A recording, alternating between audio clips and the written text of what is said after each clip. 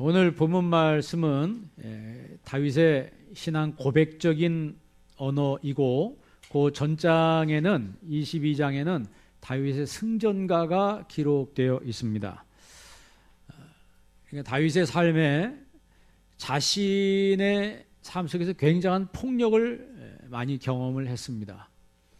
특별히 그 전장 22장 3절에 보면 한번 보실래요? 사무엘하 22장 3절 말씀 우리 다 같이 한번 읽어보겠습니다. 내가 피할 나의 반석이시오 나의 방패시오 나의 구원의 뿌리시오 나의 높은 망대시오 그에게 피할 나의 피난처이시오 나의 구원자시라 나를 폭력에서 구원하셨도다. 아멘. 하나님을 표현할 때 반석이신 하나님, 방패이신 하나님, 구원의 뿌리신 하나님, 피난처이신 하나님, 망대이신 하나님, 구원자이신 하나님, 굉장히 이 한 절에 하나님을 여러 가지로 표현하는데 그 말의 핵심은 하나님이 나를 건져주셨다는 거예요. 어디서요? 폭력에서 구원하셨다. 구약 성경에서 구원이라고 하는 것은 신약에서 영원 구원하고는 조금 의미가 다릅니다. 자기의 실생활에서 나타나는 피해, 나타나는 폭력으로부터 위험으로부터 나를 건져주셨다라고 하는 고백이죠. 그러니까 나를 폭력에서 구원하셨도다 그랬어요. 우리가 이 세상을 살아갈 때도 원치 않는 폭력을 경험할 때가 있습니다. 인과관계로 인해서 사람들 사이에 폭력이 행사되고 그렇기도 하지만 전혀 모르는 사람에 의해서 내가 생각지도 않은 그 시간에 알지도 못하는 사람에 의해서 내가 폭력을 당할 때도 있습니다. 그런 것들이 뉴스에 종종 나오잖아요. 그게 꼭 남의 일이라고 우리가 치부할 수는 없는 거예요. 거기서 당한 사람들이 그 사람들도 똑같이 남의 일이라고 생각했는데 내가 당한다는 거죠. 그런데 오늘 보니까 이 모든 폭력에서 하나님이 나를 구원하셨다는 거예요. 그러니까 이 힘의 완력의 폭력에서 다윗을 건져주셨다. 폭력이 이 말의 폭력, 이 언어의 말의 폭력도 있죠. 몸의 완력의 폭력도 있지만 이 말로 사람에게 폭력을 가하는 것은 그거는 가슴속에서 씻어지지 않는, 지워지지 않는 굉장한 상처를 남깁니다. 그러니까 몸의 폭력이나 마음의 폭력은 그에게 트라우마를 남겨서 그의 삶 속에 굉장히 한 부분을 망가지게 만드는 거예요. 그러니까 다윗도 이런 것들을 경험했다는 거예요. 그런데 중요한 것은 그런 폭력에서 하나님이 나를 구원하셨다는 거죠. 하나님은 구원자이신 하나님이에요. 여러분들 나의 생애를 하나님 모든 폭력으로부터 하나님 구원해 주옵소서. 미리 기도하시기 바랍니다. 그 다음 7절도 한번 읽어볼래요? 22장 7절이에요. 다 같이 한번 읽습니다. 내가 환난 중에서 여호와께 아뢰며 나의 하나님께 아뢰었더니 그가 그의 성전에서 내 소리를 들으시며 나의 부르짖음이 그의 귀에 들렸도다. 아멘. 하반절에 중반절에 보면 그가 그의 성전에서 내 소리를 들으시며 하나님이 내 기도를 들으시는데 어디서 들으신다고요? 성전에서 들으신다 그랬어요. 그래서 여러분 항상 교회에서 기도할 수 있기를 바랍니다. 우리가 다른 데서도 기도할 수 있어요. 그러나 성경에 보면 와서 기도하면 어디에 오란 얘기예요? 하나님 성전에 와서 교회에서 기도하는 그 기도를 하나님이 더 들으신다는 거예요. 18절도 한번 보세요. 나를 강한 원수와 미워하는 자에게서 건지셨으며, 원수들이 있고 미워하는 자가 있다는 거예요. 살다 보면 이상하게 원수들을 만나게 되고 미워하는 사람들을 만나게 되는데 그런 사람들에게서 나를 건지셨다는 거예요. 그들은 나보다 강했기 때문이로다 그랬어요. 나보다 강한 사람들에게서 나를 건지신다는 거죠. 19절 말씀 보세요. 19절 말씀 다 같이 읽습니다. 그들이 나의 재앙의 날에 내게 이르렀으나 여호와께서 나의 의지가 되셨도다. 아멘. 재앙의 날이 찾아왔지만 하나님이 나의 의지가 되셨다는 거예요. 그러니까 내 평생 하나님만 의지하며 살겠습니다. 하나님 나를 도와주옵소서. 나를 건져주시고 나를 모든 폭력으로부터 나를 지켜주옵소서 라고 기도해야 된다는 거예요. 40절 말씀 보세요. 22장 40절 끝에 보면 나를 치는 자를 내게 굴복하게 하셨으니 사람들이 와서 나를 막 치는 거예요. 그런데 나를 치는 사람이 내게 뭐 한다고요? 굴복하게 된다는 거예요. 이시야 41절 말씀 그 다음 절 끝에 보세요. 나를 미워하는 자를 끊어버리게 하셨음이니이다. 그러니까 그 사람이 나를 미워하는데 나를 미워할수록 그 사람이 끊어진다는 거예요. 하나님이 잘라버린다는 거죠. 그러니까 하나님은 다윗에게 이기는 능력을 주셨어요. 그 이기는 능력이 다윗의 능력이 아니고 하나님으로부터 나오는 힘이라고 하는 거죠. 이런 능력이 여러분에게도 있기를 바랍니다. 그래서 다윗이 경험한 하나님은 구원하시는 하나님이시며 승리하게 하시는 하나님이시다. 본문 속에서 다윗이 그거를 지금 고백을 하는 거예요. 내 하나님은 나를 구원하시는 하나님이시며 나에게 승리를 주시는 하나님이시다. 그러면 내가 도대체 어떤 사람이었는데 1절 말씀 보세요. 1절 23장 1절 오늘 본 말씀 23장 1절 다 같이 한번 읽습니다. 이는 다윗의 마지막 말이라 이새의 아들 다윗이 말하며 높이 세워진 자 야곱의 하나님께로부터 기름 부음 받은 자 이스라엘의 노래 잘하는 자가 말하노라. 아멘. 다윗의 마지막 말이라 하면서 이새의 아들 다윗이 말하며 자기 자신을 말할 때 이새의 아들, 왕이에요 지금. 왕인데 자기를 말할 때 이새의 아들이라고 표현하는 것은 촌놈이란 얘기예요. 촌놈인 나를, 시골뜨기인 나를 하나님이 높이 세우셨다는 거예요. 다윗이 말하며 높이 세워진 자 그랬죠. 그러니까 나를 이렇게 높이 세워주신 분은 하나님이시라는 거죠. 하나님이 여러분을 높이 세울 때 겸손하시기 바랍니다. 그래서 다윗은 항상 하나님을 찬양하고 하나님 앞에 겸손했고 하나님 앞에 감사했어요.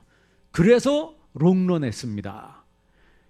우리가 잘 아는 사울 같은 경우는 왕이 아니었을 땐 굉장히 겸손하다가 왕이 되고 나니까 막 우쭐거리고 우쭐을 거릴 정도가 아니고 이 사람 교만이 하늘을 찌를 듯이 올라가다가 결국 땅으로 꼬꾸라지는 그런 모습을 우리가 봤어요. 다윗이 그걸 봐서 그런지 모르지만 평생에 하나님 앞에서는 무조건 겸손했습니다. 하나님이 나를 높이셨다는 거예요. 지금 여기 1절 고백에 보면 이새의 아들이란 말을 쓸 필요가 없어요, 왕이. 그런데 나는 촌놈이고 시골뜨기인데 하나님이 나를 높여주셨습니다. 하나님이.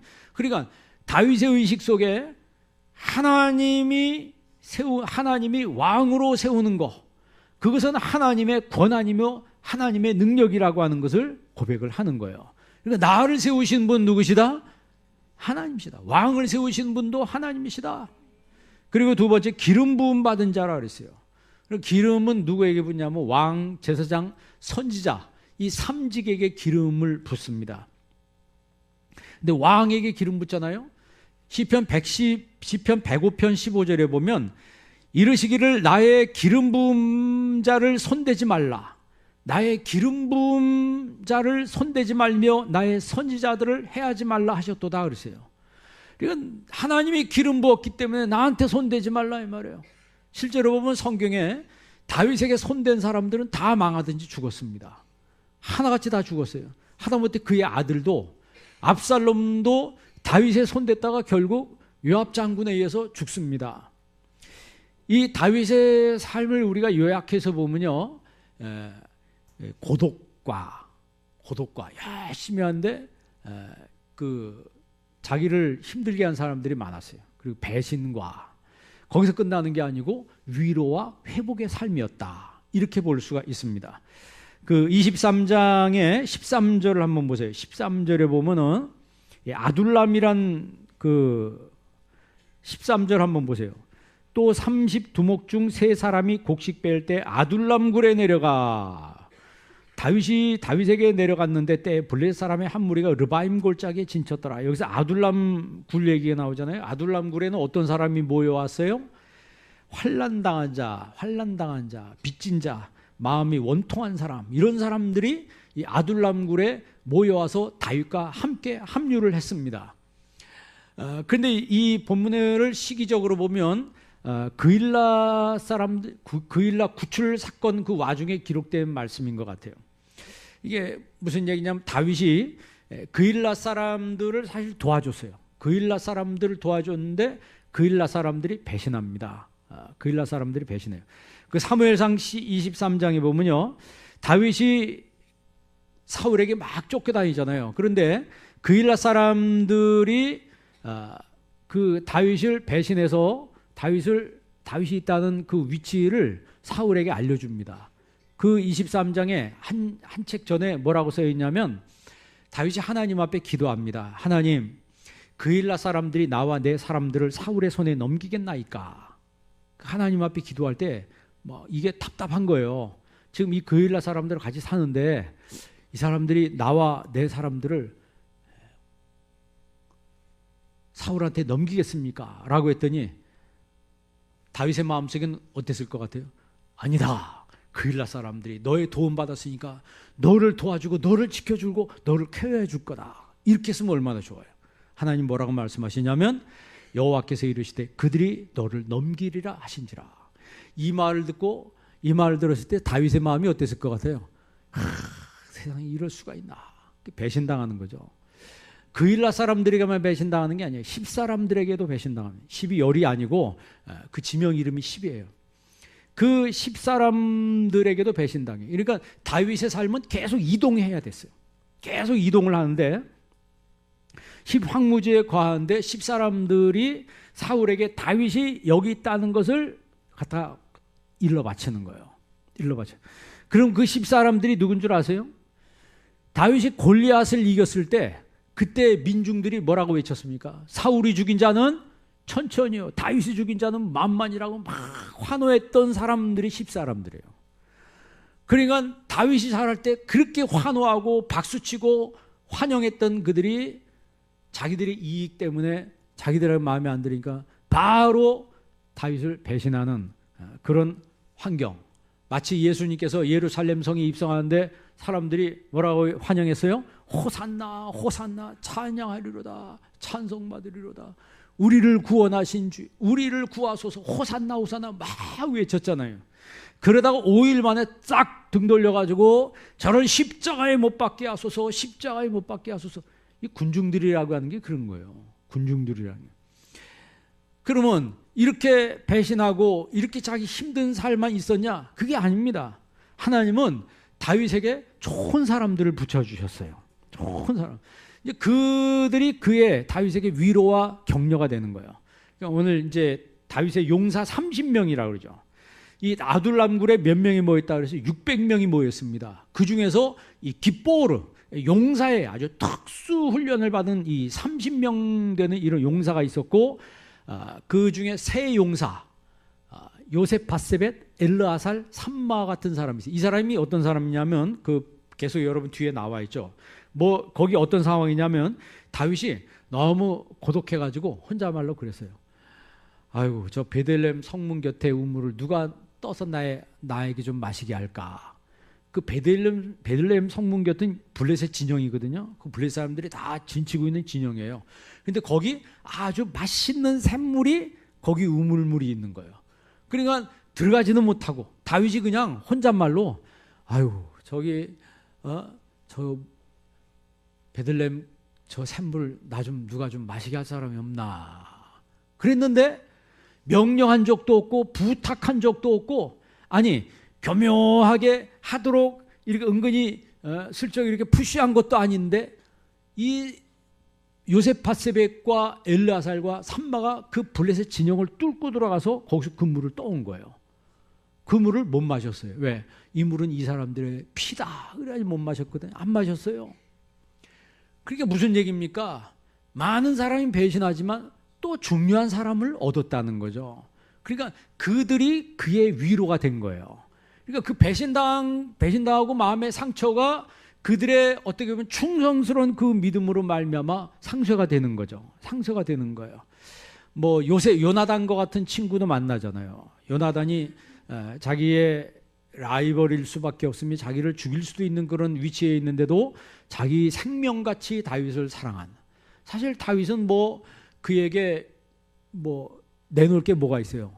가문도 천하고 자기가 골리앗 이겨갖고 한번 올라섰다는 그거 외에는 내놓을 게 아무도 없습니다.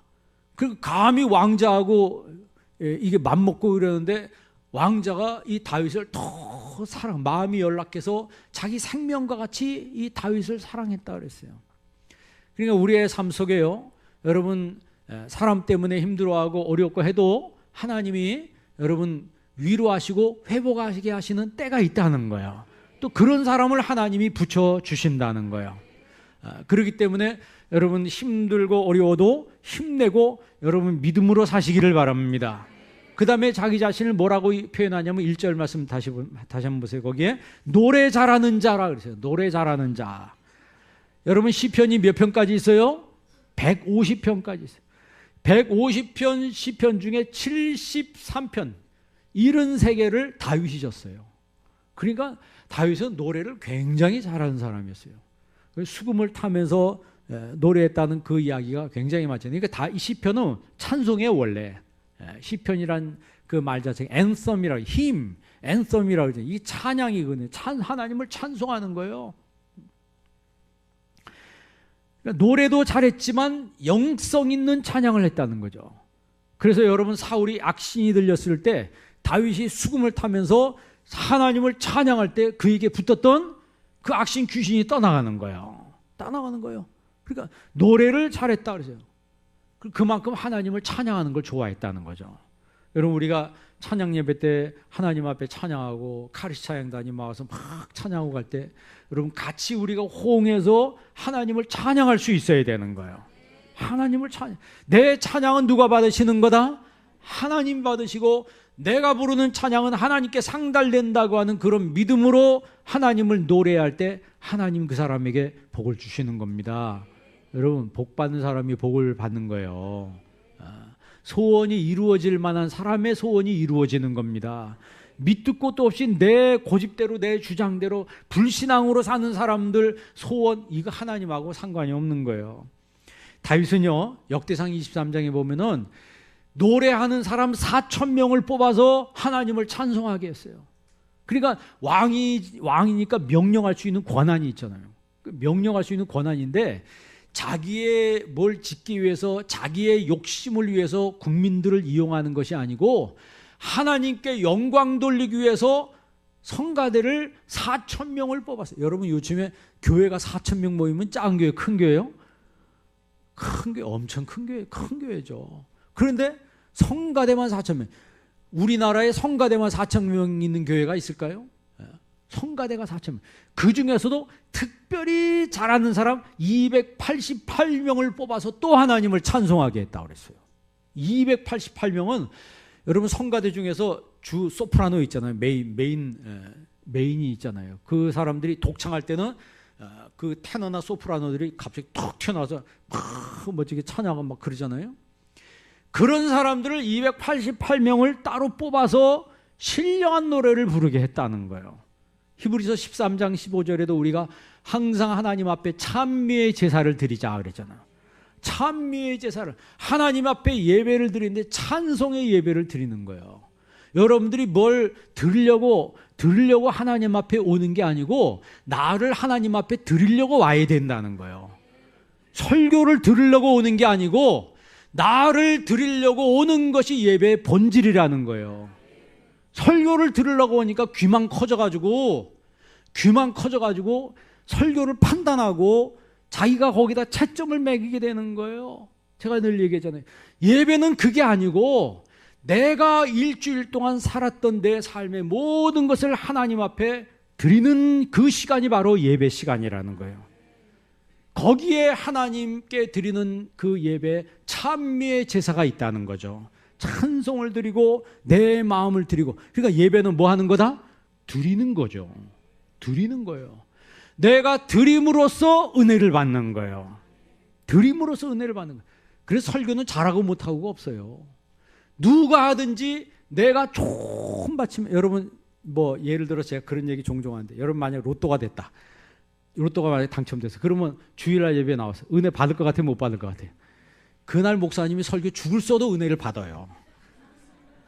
죽을 써도 은혜를 받는다니까. 왜? 내 마음이 지금 환경이 뭐 업돼 있는데 뭐 뭔 소리를 해도 은혜를 받아요. 근데 여러분 만약에 뭐 대판 싸우다 왔어. 그러면요, 제가 그날 신령한 설교를 해도 은혜를 못 받습니다. 밭이 중요한 거지, 밭이 잘못된 거지 씨가 잘못된 게 아니에요. 그래서 여러분, 정말 하나님 앞에 찬미의 제사를 하는, 찬미의 제사를 드리는 믿음의 사람 되기를 바랍니다. 우리가 천국 가면 뭐만 있을 것 같아요? 이 요한계시록에 보니까 천국 가면 찬송뿐이라 그랬어요. 다 하나님을 찬송하는 거예요. 그러니까 여기서 우리가 하는 건요, 천국 갈 준비를 하는 거예요. 예배는 천국 갈 준비를 하는 거예요. 여기서 준비하다가 그 날에 갔을 때 얼마나 감격스러울까요? 얼마나 감격스러울까요? 그 연극하는 분들 보니까요, 그 연극을 무대에 한번 올리기 위해서 무진 연습을 하더라고요. 몇백 번씩 연습을 하고 몇천 번씩 연습을 하고 와서 리허설을 하고 또 리허설을 하고, 그것도 모자라가지고 집에서 오며 가며 뭐 어디 구석쟁이 앉아가지고 자기 혼자 계속 대사를 되뇌이고 액션을 하고 무대에 올리기 위해서 그렇게 하는 거예요. 그러니까 우리는, 저와 여러분의 진정한 삶은 천국 무대에 올리기 위해서 이 땅에서 연습하는 거예요. 마치 이스라엘 백성들이 젖과 꿀이 흐르는 가나안 땅에 들어가서 예배하기 위해서 하나님이 광야에서 예배 훈련을 시킨 거라는 거죠. 그 예배 훈련에 합격하니까 하나님이 때가 됐을 때 그 땅에 들어가게 하신 겁니다. 그 땅에 들어가게 하신 거예요. 근데 성경 잘 보면 원망하고 불평했던 사람은 한 명도 그 땅에 들어가지 못했다고 그랬어요. 그러니까 여기는 광야 같은 세상이에요. 이 광야 같은 세상에 여러분 늘 감사하며 하나님을 찬송하며 살 수 있기를 바랍니다. 야고보서 3장 9절 10절에 보면요, 우리가 살아가는데 이 입술로 하나님을 찬송하며 이 입술로 사람을 저주한도다 그랬어요. 그 교회에서는 막 찬송하고 교회 밖에 나가서는 막 사람 저주하고 비판하고 판단하고, 이게 이렇게 행하는 것이 마땅하지 않다라고 성경 말씀하고 있어요. 그러니까 여러분, 교회에서 하나님을 찬송한 만큼 세상에 나가서도 하나님을 찬송하고 많은 사람을 높여주시기를 바랍니다. 참 격려해주고 위로해주는, 그런 케어해주는 그런 그리스도인의 향기가 나타나는, 향기를 바라는 그런 삶을 살아야 되지 않겠어요? 자, 2절 말씀 한번 읽어볼래요? 2절 말씀 다 같이 있습니다. 여호와의 영이 나를 통하여 말씀하시며 그의 말씀이 내 혀에 있도다. 아멘. 여호와의 영이 나를 통하여 말씀하시며 그의 말씀이 내 혀에 있도다. 그러니까 내 혓바닥에 뭐가 있어요? 그러니까 여러분이 성경을 많이 읽고 하는 사람들은 언어도 성경적이에요. 언어도 성경적이에요. 그리고 소원을 이루기 원한다면 여러분 마음속에 항상 말씀을 두시기를 바랍니다. 그 말씀이 나를 치료하는 거예요. 하나님 말씀은 살았고 운동력이 있어 좌우의 날선 어떤 검보다도 예리하여 우리 관절 고수를 찔러 쪼개고 우리 마음의 생각과 뜻까지도 감찰하신다 그랬어요. 여러분, 말씀이 나를 치료하시는데, 우리가 암 걸린 사람들은 무슨 치료예요? 항암 치료합니다. 항암 치료는 무슨 치료예요? 죽이는 치료예요. 내가 살아있는데 죽이는 치료를 합니다. 무서운 약 아닙니까? 무서운 치료를 나한테 하는데 그게 나를 죽이는 거예요. 그 나를 진짜 죽이려고 하는 게 아니고 내 속에 있는 죽은 세포들을 죽이는 거예요. 잘못된 세포들을 죽이기 위해서 항암 치료를 하는 거예요. 그러니까 건강한 세포는 살리고 이 변질된 세포를 죽이기 위해서 항암 치료를 해요. 그러니까 죽이는데 그게 치료다. 그러니까 하나님의 율법이라고 했을 때 율법은 하라와 하지 말라로 돼 있잖아요. 그러니까 우리가 신앙생활 할 때 그 율법의 특징이 뭐냐면 죄를 드러내게 하는 거예요. 여러분, 내가 깨끗하고 근데 여러분 신앙 좋은 것 같지만 하나님의 율법의 현미경을 여러분 딱 들이대면 다 못된 죄인들입니다. 정말 못된 죄인들이에요. 그러니까 하나님 앞에 올 때는요, 주여 나는 죄인입니다. 나를 불쌍히 여겨 주옵소서. 그렇게 고백하는 게 진짜예요. 그게 아닌 사람은 자기 의가 확 드러, 내가 잘났고 내가 자기는 진짜 괜찮은 인간인 줄 착각한다고요. 그런 사람에게도 하나님의 율법의 잣대를 딱 들이대면 한없는 죄인이라고 하는 것을 알게 하는 거예요. 그래서 죄는 드러나고 나는 죽었도다. 로마서에 그러잖아요. 그 죄를 드러나게 하는 거예요. 그러니까 그 율법의 용문은 뭐냐면 죄를 드러나게 하는데 내가 죄인인 거 알게 되니까 내가 지옥 갈 존재요, 내가 멸망당할 존재요, 내가 저주받을 존재인데 예수님이 십자가의 그 보혈로 나를 구원해 주셨다는 거예요. 그러니까 얼마나 감사해요. 얼마나 감사해요. 얼마나 감사해요. 예수님만이 나를 살리는구나. 예수님만이 나를 살리고 예수님만이 나를 구원하는구나. 그러니까 예수님의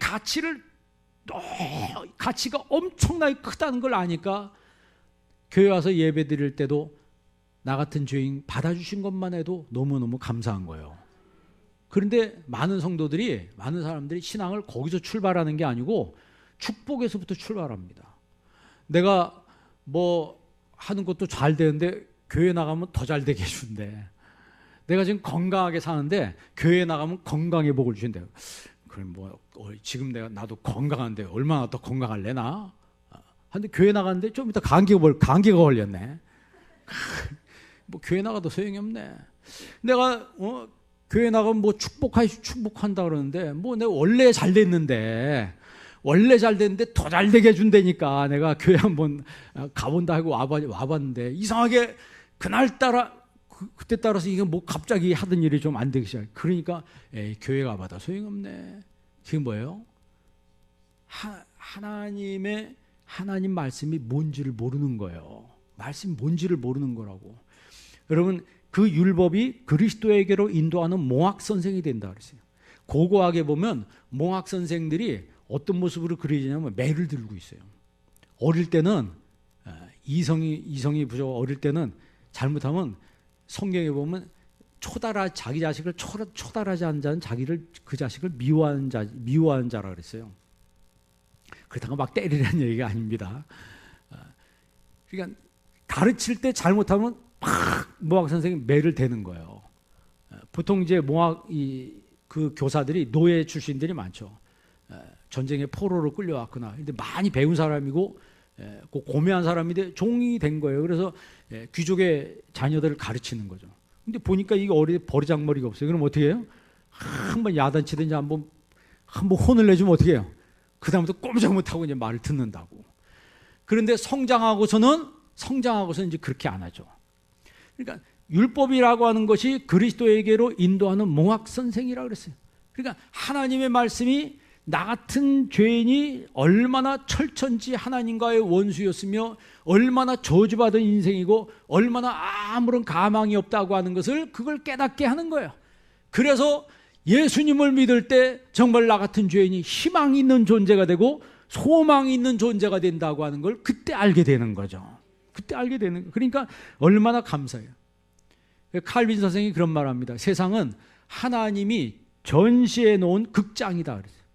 세상은 하나님이 전시해 놓은 극장이라 그런 말을 합니다. 그러니까 회심한 사람들을 보면 정말 회개하고 정말 하나님 앞에 참회를 경험한 사람들이 하는 말이 뭐예요? 하늘이 어제 그 하늘과 달리되는 거예요. 이 나무가 그 나무가 아닌 것 같다는 거예요. 하늘이 바뀐 게 아니고 나무가 바뀐 게 아니고 누가 바뀐 거예요? 내가 바뀐 거예요. 여러분, 이런 변화가 여러분에게 있기를 바랍니다. 그런 변화가 있어야 된다고요. 그게 뭐를 통해서 그렇게 되냐? 하나님의 말씀을 통해서 변화되는 거예요. 여러분 3절 말씀 볼래요? 본문 말씀 3절 다 같이 있습니다.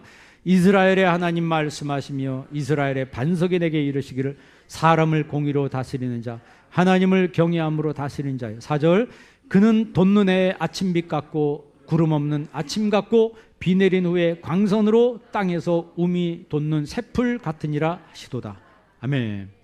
특별히 4절에 보면요, 우리가 많이 본 말씀이죠. 그는 돋는 해의 아침빛 같고, 이 그가 누구냐면 다윗이 아니고 하나님이에요. 하나님이 어떤 분이시냐? 아침빛, 돋는 해의 아침빛 같은 분이시다. 구름 없는 아침 같고 비 내린 후에 광선으로 땅에서 우미 돋는 새풀 같으니라 하시도다. 그러면서 중요한 게 5절이에요. 5절 말씀 보세요. 내 집이 하나님 앞에 이같지 아니하냐. 이 말은 내 집이 하나님 앞에 이같지 아니하냐. 그 말은 지금 4절에 있는 돋는 해 아침빛 구름 없는 이 아침빛 같은 하나님과 같은 이런 모습이 나의 삶에도 이루어지지 않는가. 그런 고백이에요. 그러니까 이 고백은 막 감격에 넘친 그런 고백이라는 거예요. 5절 말씀 한번 다 같이 읽습니다. 내 집이 하나님 앞에 이같이 아니하냐. 하나님이 나와 더불어 영원한 언약을 세우사 만사에 구비하고 견고하게 하셨으니 나의 모든 구원과 나의 모든 소원을 어찌 이루지 아니하시랴. 아멘. 그래서 하나님 앞에 내 삶이 이렇게 돋는의 아침빛 같지 아니한가. 그러면서 나의 모든 구원과 나의 모든 소원이 어찌 이루어지지 아니하랴. 여기서 이 소원이란 말을 헤페츠라고 그래. 헤페츠란 말은 영어로 보니까 delight, 막 기쁨이라는 거예요. 막 기쁨이에요. pleasure, 즐거움이란 얘기예요. 그러니까 하나님 앞에 하나님께서 내 소원을 어찌 이루지 않냐. 내가 기뻐하고 내가 즐거워하는 거 하나님 반드시 이루어 주신다는 거죠. 왜? 그런 확신이 드는 거예요. 여러분 사람마다 다 소원이 있잖아요. 사람마다 소원이다.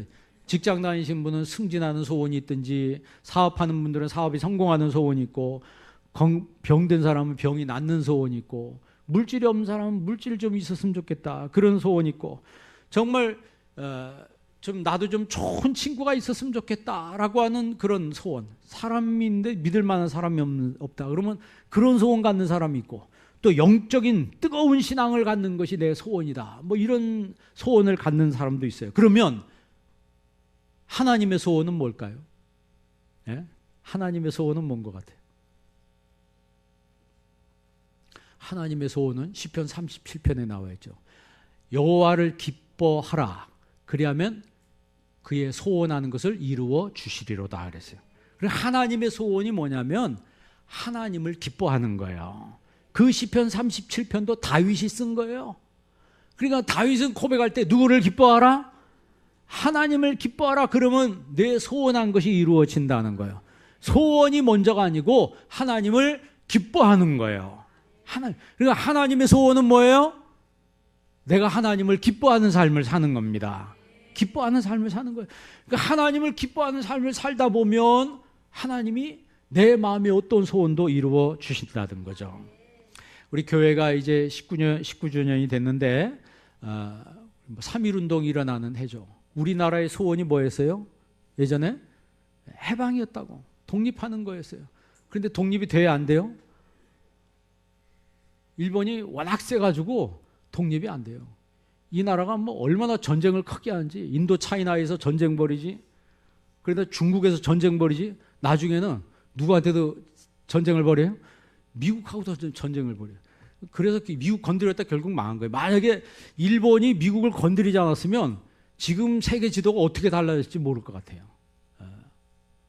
미국한테 대들었다가 박살나가지고 결국 항복해서 우리도 덩달아서 독립을 경험하게 되는데, 그 이전에 우리나라 사람들은 뭐 백범 김부 선생님 뭐 그 외에 많은 독립 투사들이 있었죠. 그리고 우리가 잘 아는 뭐 유관순이라고 하는 그분은 사실 3.1운동 때 그 아버지가 어머니가 죽는 걸 본 사람이에요. 독립운동한 이 만세 부르다가 일본 그 순사들이 이 총칼로 자기 아버지 배와 목을 찔러서 그 자리에서 사망하는 걸 눈으로 본 거예요. 그러니까 18살 소녀가 자기 어머니 아버지가 죽는 것을 현장에서 보면 눈이 뒤집어지지 않겠어요? 그러니까 감옥에 들어가서도 그 독립운동을 계속 주도하죠.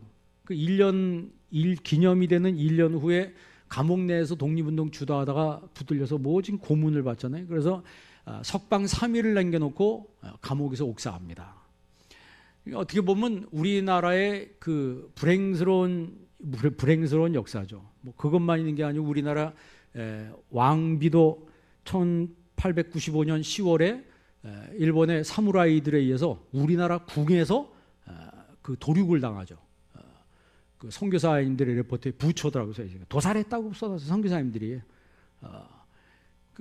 그 시신에다가 시신을 마당에 갖다 놓고 장작 쌓아놓고 다 없어지고 재가 될 때까지 기름 부어가면서 거기를 태웠다는 거. 밤새도록 태운 거. 그러니까 그 명성황후 묘에는 아무것도 없어요, 사실. 그런데다가 1919년 3월 1일 3.1운동이 일어난 그 해 1월 21일 날 고종이 우리 보통 독살당했다고 그러죠. 고종이 승하했어요.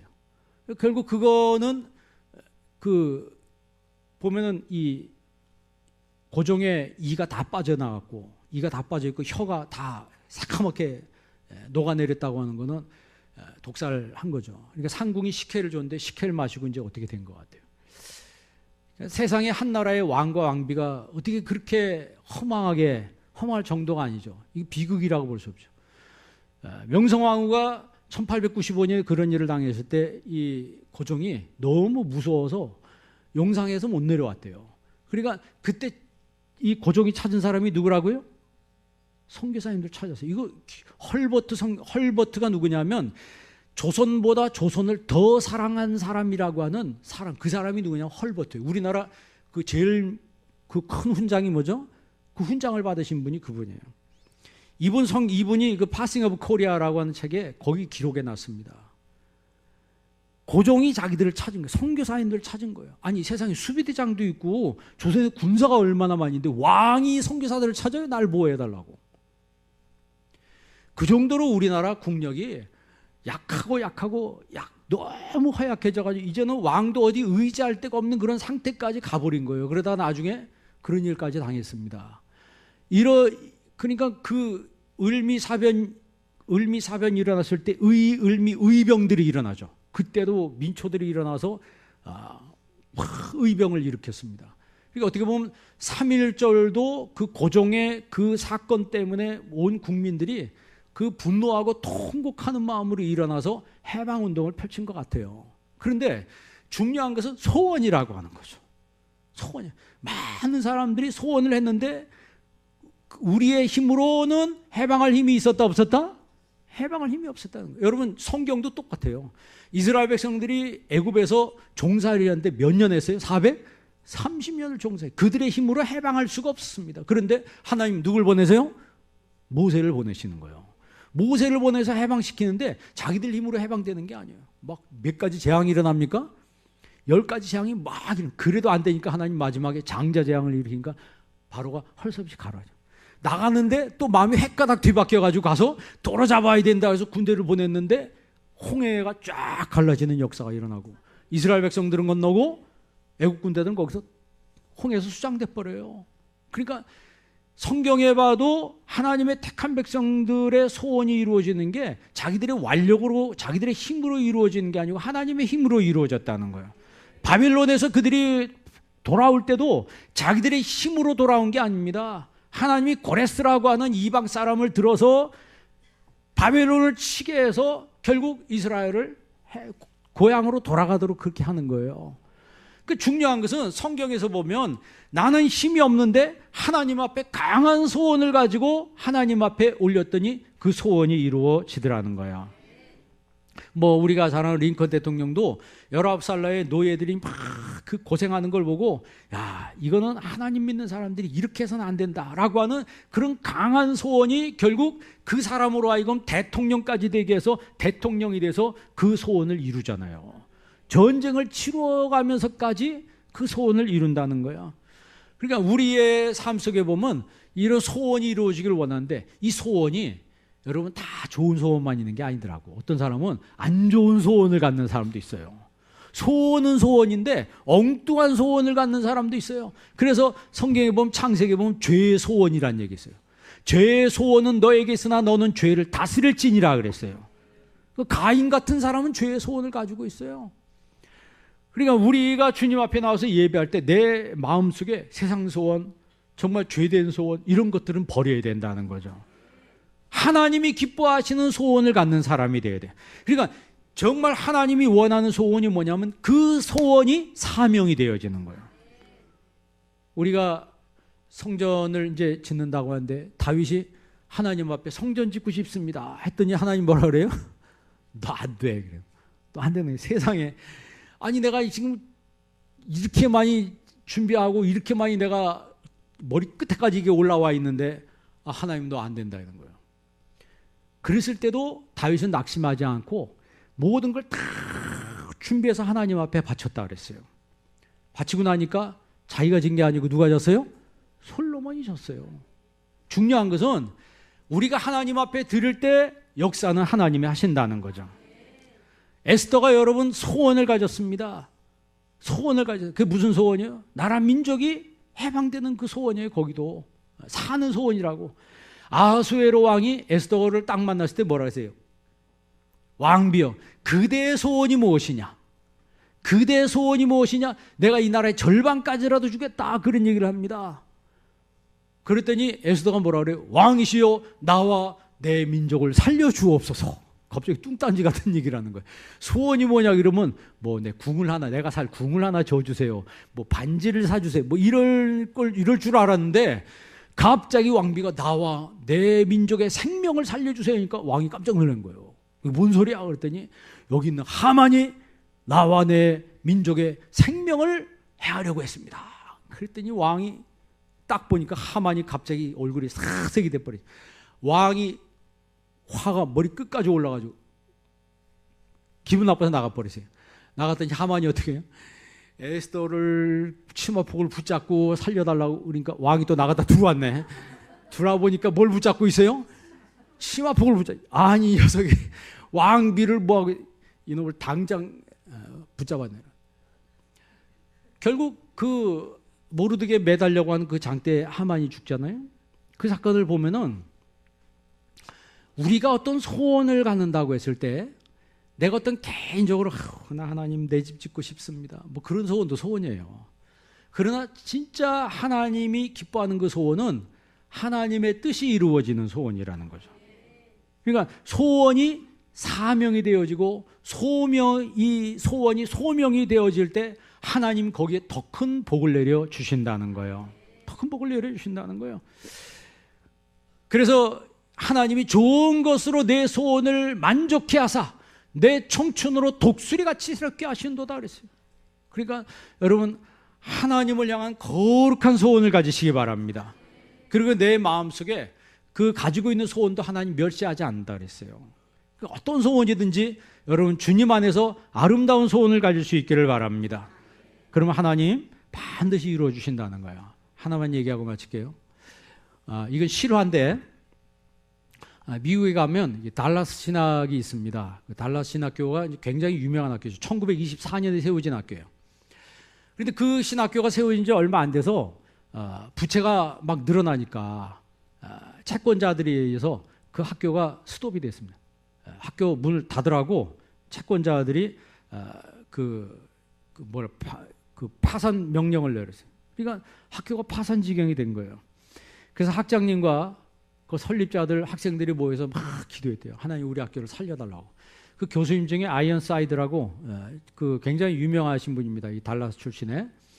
그 아이언사이드 박사님이 이제 기도회를 하고 자기 기도 순서가 됐을 때 이렇게 기도했어요. 하나님, 저희는 저 들판에 있는 수많은 소떼가 다 하나님 것인 줄 믿습니다. 이 달라스가 이 텍사스에 있잖아요. 그러니까 뭐 들판에 소떼가 엄청 많잖아요. 저 소떼가 다 하나님의 것인 줄 믿습니다. 부디 소떼 중에 일부를 팔아서 저희들에게 돈을 좀 주십시오. 그렇게 기도했어요. 그런데 딱 일주일 만에 카우보이가 딱 나타나더니, 카우보이 모자 딱 쓰고 이 가슴 여기 셔츠를 딱 풀어헤친 이 사람이 딱 학교에 들어오더니 학장실로 들어간 것도 아니고 비서실에 와서 그 여비사한테 그렇게 얘기하더래요. 내가 얼마 전에 그 포트워스에서 2트럭분의 소를 팔았습니다. 그 새 사업을 구성해 봤는데 좀처럼 진전이 없었습니다. 다만 하나님께서 이 돈을 이 학교에 갖다 주기를 원하신다고 계속 느껴왔습니다. 그래서 이 학교가 돈이 필요한지는 모르겠지만 여하튼 여기 수표가 있습니다. 딱 수표 한 장 놓고 가버리더래요. 멋있어요, 서부 사나이들은. 보통 이 정도면 기자가 좀 와야 되지 않겠나, 누가 나를 좀 취재해 주지 않겠나, 이러지 않겠어요? 한 장 딱 놓고 가버려요. 그러니까 또 이 여비서가 그걸 딱 보고 눈이 휘둥그레져가지고 학장실로 확 들어갔습니다. 들어갔는데 거기 아이언사이드 박사하고 셰퍼 학장이 같이 있는데, 셰퍼 학장이 딱 보더니, 수표를 딱 보더니 그 수표하고 부채 액수하고 똑같은 거예요. 너무 놀랐어요. 그래서 아이언사이드 박사한테 뭐라 하는 줄 아세요? 박사님, 하나님이 그 소떼를 파셨습니다. 그러니까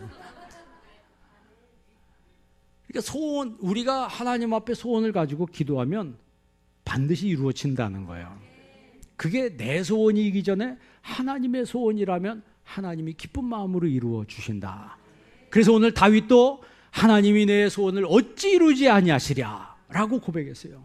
정말 여러분 삶 속에 거룩한 소원 가지시고 그 소원이 이루어지는 축복 속에 살아가는 여러분 되시길 주의 이름으로 축원합니다. 기도하겠습니다. 하나님 아버지, 주께서 저희들을 사랑해 주시고 많은 사람들 가운데 구원해 주심을 감사합니다. 몸된 한빛장로교회를 세우시고 19년 교회를 주님께서 이끌어 주시고 하나님 성장할 수 있도록 인도하심을 감사합니다. 올 한 해 동안 저희들의 영적인 성장이 있게 하여 주시옵시고 외적인 성장도 이룰 수 있도록 하나님께서 복을 내려 주시옵소서. 우리 마음속에 소원을 가지고 하나님 앞에 기도할 때 성경에 있는 모든 소원하는 자들이 그 소원을 하나님 안에서 이루었던 것처럼 거룩한 소원을 가지고 하나님께 날마다 나아가는 저희들 되게 하여 주옵소서. 예수님의 이름으로 기도합니다. 아멘.